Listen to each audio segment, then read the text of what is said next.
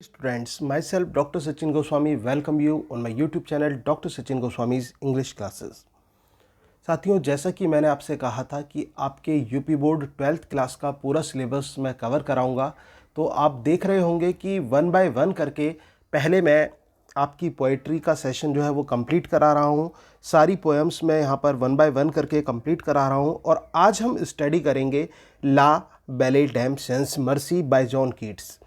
इससे पहले मैं जो प्रीवियस पोएम्स है वो आपको करा चुका हूँ और एक बात और मैं क्लियर करना चाहता हूँ कि जब मैं आपको पोएम बताता हूँ तो मैं कुछ ऐसे पॉइंट्स बताता हुआ चलता हूँ कि जो आपके एक्सप्लेनेशन जब आप करते हैं तो उसका जो क्रिटिकल नोट होगा उसमें आप उन पॉइंट्स को यूज़ कीजिए, इसका आपको एक्स्ट्रा बेनिफिट मिलेगा। और एक बात और कि मैं साथ साथ आपको ये भी बताता चलता हूँ कि किस लिटरेरी फॉर्म में आपकी ये जो पोएम है ये कंपोज की गई है। तो आज की जो पोएम है ला बेले डैम सेंस मर्सी, सबसे पहले तो आपको इसका मीनिंग समझना चाहिए। ला बेले डैम सेंस मर्सी का मतलब क्या होता है? ला स्टैंड्स फॉर आ, बेले means beautiful lady, dam without, sense of mercy.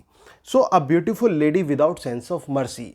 तो यहाँ पर बात की गई है एक सुंदर लड़की की, एक सुंदर स्त्री की जिसके अंदर जरा सी भी दया की भावना नहीं थी।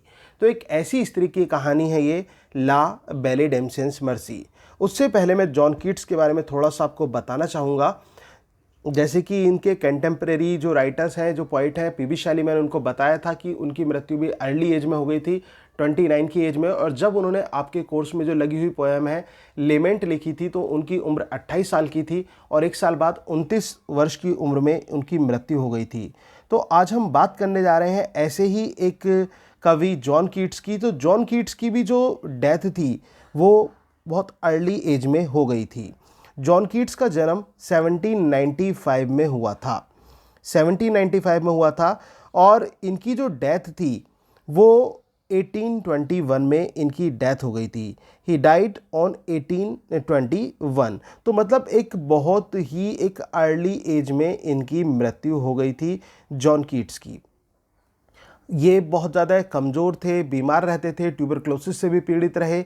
और सबसे बड़ी बात, ये जो पोएम है ला बेले डैम सेंस मर्सी, इसमें मैं बता देता हूँ, इसमें जो किरदार हैं, एक तो खुद पोइट है, दूसरा एक नाइट, एक योद्धा है, और तीसरा वही सुंदर दिखने वाली एक दयारहित स्त्री है।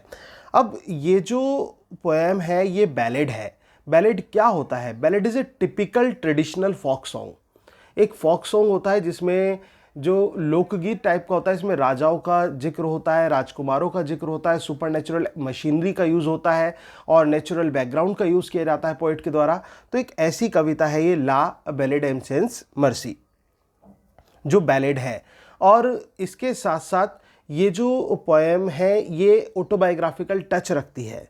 क्यों रखती है? क्योंकि ये जो लेडी है जिसने यहाँ पर नाइट को धोखा दिया है इस कविता में, ऐसे ही जॉन कीट्स को अपनी लाइफ में उनकी प्रेमिका जो फैनी ब्राउनी थी उनके द्वारा डिसीव किया गया था। तो ये कहीं ना कहीं एक ऑटोबायोग्राफिकल टच हमें देखने को मिलता है इस कविता में ला बेले dam sense mercy, a beautiful lady without mercy. इस कविता में होता क्या है, लाइन टू लाइन एक्सप्लेन करने से पहले मैं आपको थोड़ा सा बता देता हूं ताकि आप थोड़ा सा एंटरटेन कर पाएं कविता को। इस कविता में होता क्या है कि कवि को एक योद्धा मिलता है, वो बड़ा उदास लगता है, कमजोर सा दिखाई पड़ता है, चेहरा भी पीला सा होता है उसका। तो वो उससे पूछता है कि हे योद्धा, तुझे दुख क्या है, क्या कारण है तेरे इस दुख का? तो तब वो अपनी कहानी बताता है कि किस प्रकार से एक सुंदर दिखने वाली स्त्री ने उसको धोखा दिया है, उसको प्रेम में धोखा मिला है। तो वो इस प्रकार से व्याकुल है, इसी कारण से वो परेशान है। तो ये कारण वो बताता है। तो आइए चलते हैं कविता की तरफ। O what can ail thee rest white alone and palely loitering. तो यहाँ पर ये कहा गया है कि व्हाट कैन एल दी, कि तुम्हें क्या दुख है। What can ail thee knight at arms, कि हे योद्धा तुम्हें क्या दुख है, क्या परेशानी है। अलोन एंड पेलरी लॉइटरिंग, तुम अकेले हो और तुम्हारा जो शरीर है, ये जो फर्स्ट लाइन है साथियों ये थोड़ा सा मिसप्रिंट है। What can ail thee rest white नहीं है, ये what can ail thee knight at arms है। तो what can ail thee knight at arms, हे योद्धा जो शस्त्रों से सुसज्जित योद्धा है। नाइट एट आर्म्स मतलब, नाइट मतलब योद्धा, एट आर्म्स मतलब शस्त्रों से सुसज्जित।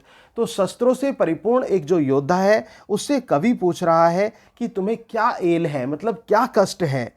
Alone and पेलली loitering, alone and पेलली loitering, तुम अकेले हो और तुम्हारा शरीर पीला सा पड़ा हुआ है, मतलब ऐसे लग रहे हो जैसे कि मानो किसी बीमारी से ग्रसित हो। द सेज is withered from the lake, the सेज is withered from the lake.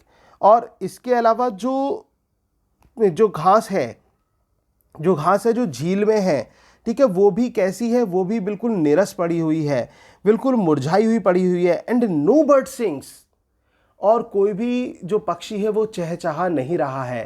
कहने का मतलब जो पेड़ पौधों में मूवमेंट का ना होना, ये शाम का समय है, आपने देखा होगा कि पेड़ पौधे सो जाते हैं और पक्षियाँ चहचहाना बंद कर देते हैं। रात्रि होने को है तो चिड़ियाँ चहचहा नहीं रही हैं और जो घास है वो भी मुरझाई हुई सी है। तो वहाँ पर कवि जो है उस योद्धा से पूछता है, हे शस्त्रों से सुसज्जित योद्धा, तुझे क्या कष्ट है।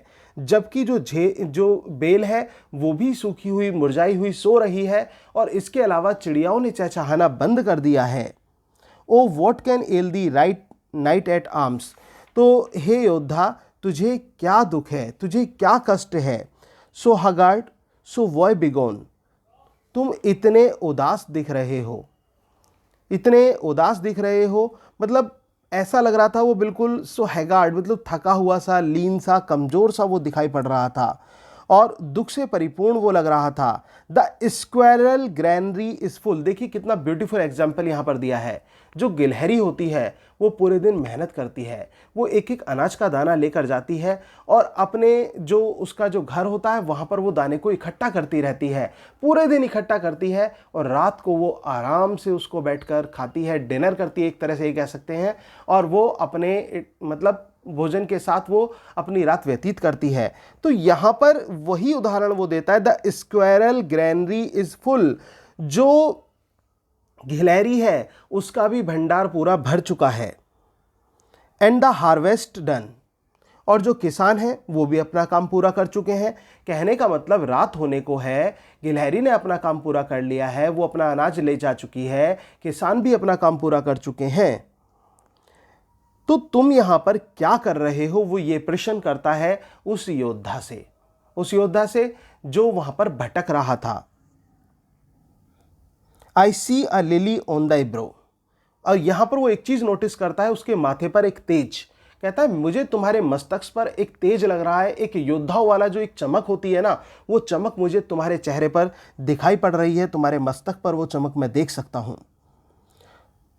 With anguish most and fever due, लेकिन तुम किसी ना किसी टेंशन से गुजर रहे हो, कोई ना कोई तनाव है तुम्हारे अंदर, मतलब ऐसा लग रहा है जैसे कि लाइक अ मेंटल फीवर हो, कोई टेंशन हो तुम्हारे पास।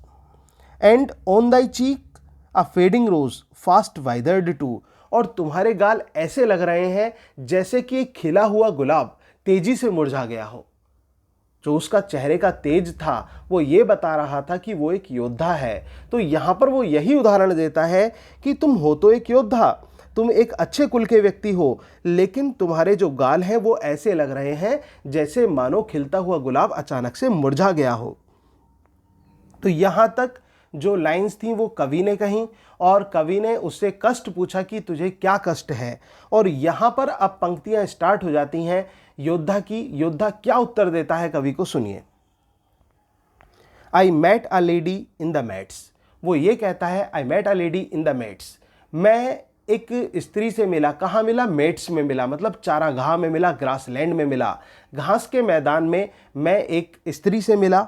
फुल ब्यूटीफुल अ फेरीज चाइल्ड, वो बहुत सुंदर लग रही थी, बहुत सुंदर लग रही थी, मानो जैसे कि हूर की परी हो। Her hair was long, her foot was light, उसके बाल लंबे थे और चाल धीमी धीमी थी। And her eyes were wild, और उसकी आंखें बहुत नशीली थीं। I set her on my pacing steed, और वो कहता है कि मैंने उसकी तरफ देखा और मैंने उसे अपने मंद गति के घोड़े पर, जैसे कि योद्धा जो है वो घोड़े पर घुड़सवारी करते हैं, तो वो घोड़े पर ही जा रहा था, तो वो कहता है कि मैंने उसे उसकी तरफ देखा और उसे अपने मंद गति के घोड़े पर बिठा लिया। And nothing else saw all the day, और पूरे दिन कुछ और नहीं देखा, बस मैं उसको देखता रहा। For sideways would she lean and sing a faery song, एक तरफ को वो झुकी हुई थी और ऐसा लग रहा था जैसे मानो वो परियों का कोई गीत गा रही हो। I made her garland for her head, मैंने उसके लिए एक फूलों की माला बनाई। वो ये कहता है कि मैंने उसके लिए एक फूलों की माला बनाई, and bracelets too and fragrant zone, और मैंने उसके लिए कंगन भी बनाए और एक खुशबूदार तगड़ी भी बनाई। She looked at me as she did love, वो मुझे इस तरह से देख रही थी। यहाँ पर योद्धा कवि को बता रहा है कि वो स्त्री मुझे इस तरह से देख रही थी जैसे कि मानो वो मुझसे प्यार करती थी। एंड मेड स्वीट मॉन, लेकिन उसने कुछ नहीं कहा, चुप रही। उसकी आंखें जो थीं उसके प्रेम को बयां कर रही थी कि वो मुझसे प्रेम करती है। She found me roots of relish sweet, और उसने मुझे कुछ स्वादिष्ट फलों की जड़ें ला कर दी। एंड हनी वाइल्ड, और जंगली शहद ला कर दिया। एंड मन्ना ड्यू, और जो ओस की बूंदें होती हैं वो लाकर उसने मुझे दी। And sure in language strange she said I love thee true, और उसने एक अजीब सी भाषा में मुझसे कहा आई लव दी ट्रू, कि मैं तुमसे सच्चा प्यार करती हूँ। स्ट्रेंज क्यों कह रहा है यहाँ पर जो योद्धा है, वो इस वजह से कह रहा है क्योंकि वो उसकी भाषा को पहचान नहीं पा रहा है, लेकिन उसको लग रहा है कि वो अपनी मोहब्बत का इजहार उससे कर रही है। तो तब वो कहता है कि अजीब सी भाषा में उसने मुझसे कहा कि आई लव यू, कि मैं तुमसे प्रेम करती हूं। तो इस तरह से उसने आई लव दी ट्रू कहा, जिसका मतलब होता है I love you. She took me to her elfin grot, और वो मुझे कहाँ ले गई, एक पतली सी गुफा में ले गई। एल्फिन ग्रोट जो सुपरनेचुरल एलिमेंट्स की केव्स होती हैं, एक परियों की गुफा हम इसको यहाँ पर कह सकते हैं। तो मुझे वो परियों की गुफा में ले गई। And there she gazed and sighed deep, और वहां पर उसने मेरी तरफ देखा और आह भरी। And there I shut her wild sad eyes so kissed to sleep, और विद किसेस फॉर, और वहां पर मैंने उसकी जो दुखी आंखें थीं, जो दर्द से भरी आंखें थीं, उनको 4 बार किस करके उनको बंद किया। मतलब वो दुख से पीड़ित थी, करा रही थी। तो इस तरह से वो कहता है कि मैंने उसकी आंखों को इस तरह से बंद करके उसको 4 बार किस करके उसको शांत किया। और फिर उसके बाद क्या हुआ, and there she lulled me asleep, और फिर वो वहां पर मुझे लोरी गाकर सुला गई। उसने लोरी गाकर मुझे सुला दिया। और फिर क्या होता है, जब उसने लोरी गाकर उसको सुला दिया, and there I dreamed oh boy betide, और फिर मैंने एक स्वप्न देखा। The latest dream I ever dreamed on the cold hillside, और ये जो मेरा कोल्ड हिल साइड पे देखा गया जो मेरा लेटेस्ट ड्रीम था, ये वो था। और स्वप्न में उस योद्धा ने क्या देखा, वो कहता है आई सॉ पेल किंग्स, मैंने पीले राजा देखे जो पीले पड़े हुए थे। एंड प्रिंसेस टू, और मैंने राजकुमार देखे, उनका भी चेहरा पीला पड़ा हुआ था।